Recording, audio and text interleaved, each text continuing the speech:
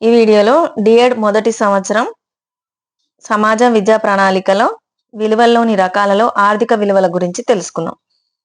ఆర్థిక విలువలు వ్యక్తుల సుఖమయ జీవనానికి కావలసిన వస్తువులు ఎక్కువగా కోరుకుంటారు. ఇవి భౌతిక వస్తు రూపంలో ఉంటాయి కాబట్టి భౌతిక విలువలని, వీటిని డబ్బుతో వెలకడతాం కాబట్టి ఆర్థిక విలువలని అంటారు. ఇవి రెండు రకాలు, ఒకటి ఉపయోగ విలువ, రెండు మారక విలువ.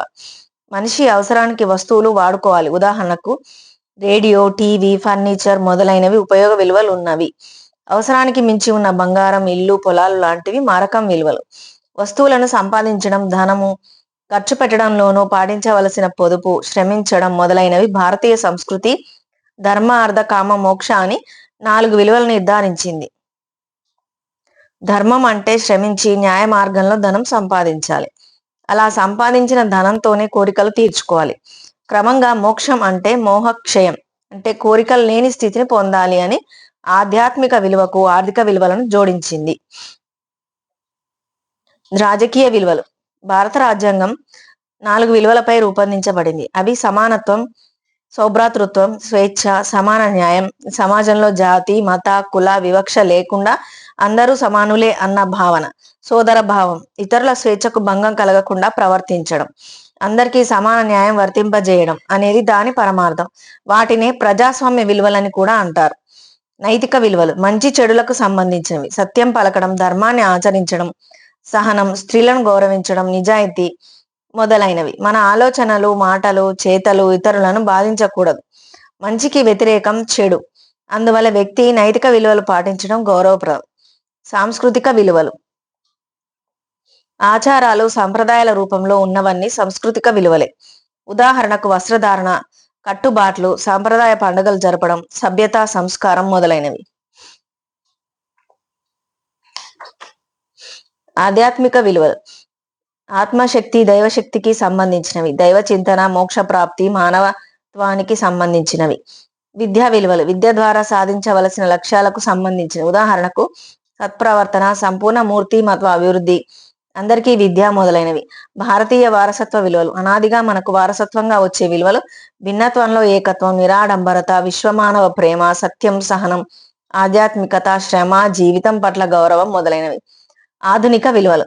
కాలంతో పాటు సమాజంలో వచ్చే మార్పులకు అనుగుణంగా సాంప్రదాయ విలువల మార్పుకు గురి అవుతాయి.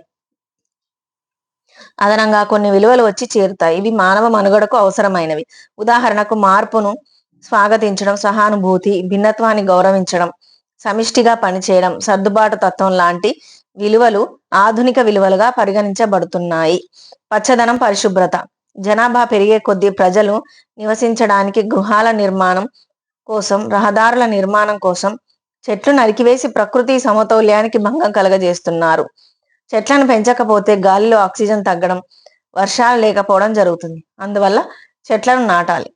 వృక్షో రక్షతి రక్షితః అన్నారు. అలాగే జనాభా పెరుగుదల వల్ల పరిశుభ్రతకు భంగం కలుగుతుంది. దీనివల్ల వ్యాధులు ప్రబలి ప్రజల ఆరోగ్యం క్షీణిస్తుంది.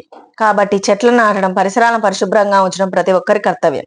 అదేవిధంగా నీటిని, విద్యుత్ శక్తిని పొదుపుగా వాడుకోవడం, వాహన ఇంధనం, పెట్రోలు, డీజిల్ పొదుపు చేయడం, జాతీయ సమైక్యత, అంతర్జాతీయ అవగాహన, ప్రపంచ శాంతి, పర్యావరణ పరిరక్షణ, శాస్త్రీయ దృక్పథం, అందరికీ విద్య మొదలైనవి ఆధునిక విలువలు. ప్రాతిపాదిక విలువలు. సమాజంలోని వ్యక్తులు తప్పనిసరిగా పాటించవలసిన విలువలు ప్రాతిపదిక విలువలు. అవి సత్యం, ధర్మం, శాంతి, ప్రేమ, అహింస. ఉద్వేగ విలువలు. ధైర్యం, సాహసం, వీరత్వం, సహనం, స్నేహశీలత లాంటి గుణాలు. మానసిక విలువలు.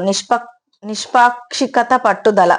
మానవతా విలువలు. ఎస్జే దవిష్ కింద 12 విలువలను మానవతా విలువలుగా పేర్కొన్నారు. ప్రజల పట్ల ప్రేమ, గాంభీర్యం, ప్రతిస్పందన, నైపుణ్యాలు, సంతోషం, మానసిక స్థిమితం, నిజాయితీ, వినయం, మతం, ఉద్వేగాల అదుపు, నిగ్రహ శక్తి, స్తబ్దత, న్యాయశీలత.